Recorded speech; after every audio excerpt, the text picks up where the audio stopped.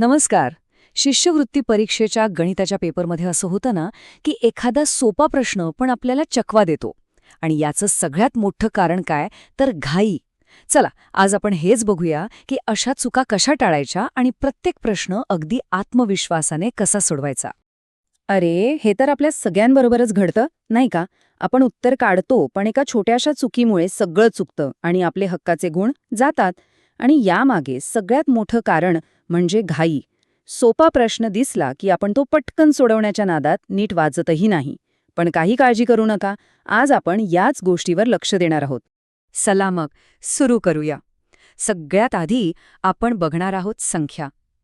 संख्या लिहिताना आणि वाचताना ज्या काही सामान्य चुका होतात ना त्या कशा टाळायच्या ते पाहू. कारण बघा, पाया पक्का असेल तर इमारत मजबूत उभी राहते. अगदी तसंच आहे हे. हा पहिला प्रश्न बघा. आंतरराष्ट्रीय अंकांमध्ये सर्वात मोठी 4 अंकी संख्या कोणती? तर ती आहे 9999.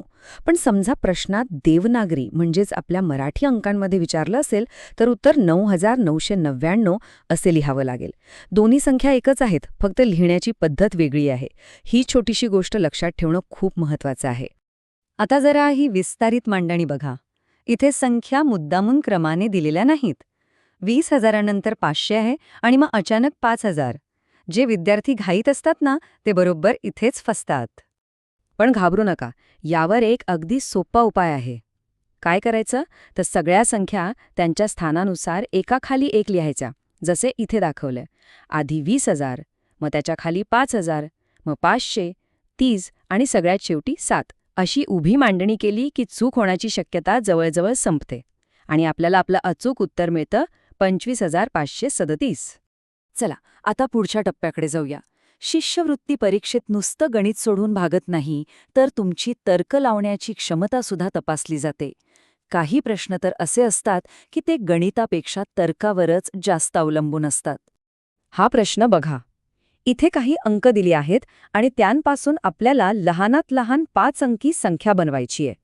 इथे फक्त लहान अंक शोधून चालणार नाही, तर त्यांची योग्य रचना करणं महत्वाचं आहे. तर यातला सगळ्यात महत्वाचा नियम काय आहे? लहानात लहान संख्या बनवताना आपण शून्याने सुरुवात करू शकत नाही. का? कारण तसं केलं तर ती 5 अंकी नाही तर 4 अंकी संख्या होईल. म्हणून शून्यापेक्षा मोठा असलेला सर्वात लहान अंक म्हणजे 2 तो आधी घ्यायचा, मग त्याच्यापुढे 0 लावायचा आणि मग उरलेले अंक चढत्या क्रमाने लावायचे. 3, 4, 8. झाली की नाही आपली संख्या तयार? 20,348. आता प्रश्नाचा दुसरा भाग. शतक स्थानी कोणता अंक आहे? चला मोजूया. एकक, दशक, शतक. हो, बरोबर. उत्तर आहे 3. आता जरा भूमितीकडे वळूया. हा प्रश्न पाठांतरावर नाही, तर तुम्ही त्रिमितीय आकार कसे समजून घेता यावर अवलंबून आहे. जरा डोळ्यासमोर शंकू आणि दंडगोल आणून बघा. चला, या आकारांचे गुणधर्म बघूया. आपल्याला काय करायचंय? शंकूची कडा आणि दंडगोलाचे कोपरे यांची बेरीज. शंकूला एक वर्तुळाकार कडा असते, म्हणजे कडा झाली 1. आता दंडगोल बघा, त्याला एकही टोकदार कोपरा नसतो, म्हणजे कोपरे झाले 0. मग बेरीज किती झाली? 1 अधिक 0 बरोबर 1. एकदम सोपं आहे की नाही? चला आता असे काही प्रश्न बघूया जिथे आपल्याला पायरी पायरीने गणिती क्रिया कराव्या लागतात. इथे ना गणितातील काही महत्त्वाच्या शब्दांचा अर्थ समजून घेणं खूप गरजेचं आहे. या प्रश्नात 2 कामं करायची आहेत.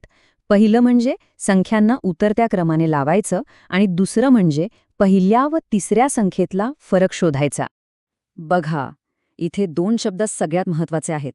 उतरता क्रम म्हणजे मोठ्यात मोठ्या संख्येपासून लहान संख्येकडे जाणं आणि फरक म्हणजे सरळ सरळ वजाबाकी.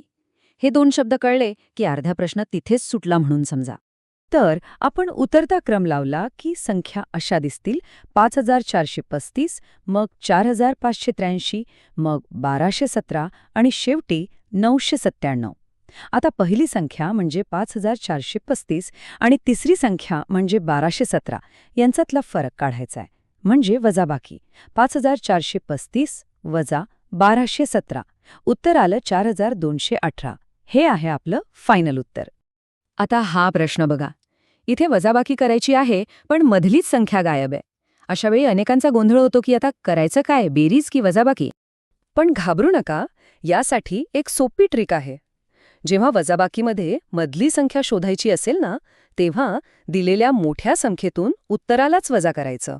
म्हणजे 50,002 मधून 32,711 वजा करायचे. उत्तर काय येतं? 17,291. हीच आहे ती आपली अज्ञात संख्या. आणि आता आपण आलो आहोत शेवटच्या आणि सगळ्यात महत्वाच्या भागाकडे, शाब्दिक उदाहरणं. इथे दिलेली माहिती समजून घेऊन तिचं गणिती समीकरणात रूपांतर करणं हेच खरं कौशल्य आहे. हे उदाहरण बघा. यात तास, दिवस आणि मजुरी सगळ्या गोष्टी एकत्र आल्या आहेत. एकाच वेळी इतकी माहिती दिली की गोंधळ होऊ शकतो. पण आपण ते अगदी सोप्या पद्धतीने सोडवणार आहोत. हे गणित फक्त 2 सोप्या पायऱ्यांमध्ये सुटतं. पहिली पायरी, एकूण किती तास काम झालं ते काढायचं.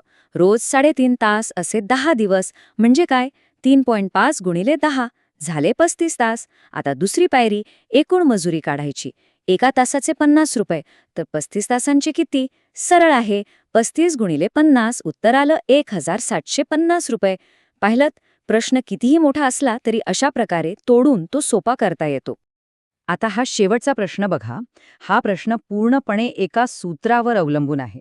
जर तुम्हाला भागाकाराचे घटक आणि त्यांचं सूत्र माहीत असेल तर हा प्रश्न तुमच्यासाठी अगदीच सोपा आहे.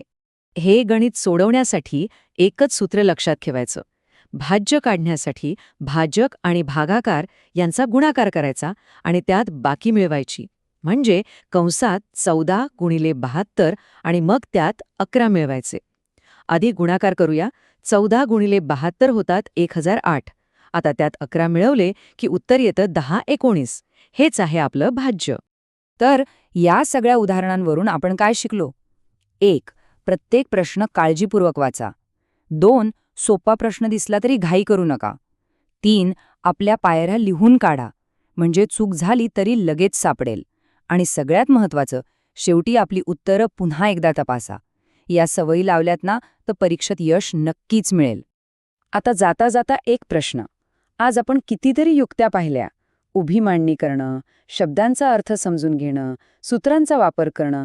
यातली कोणती युक्ती तुम्हाला तुमच्या पुढच्या सरावात किंवा परीक्षेत सगळ्यात जास्त उपयोगी पडेल असं वाटतंय? यावर नक्की विचार करा.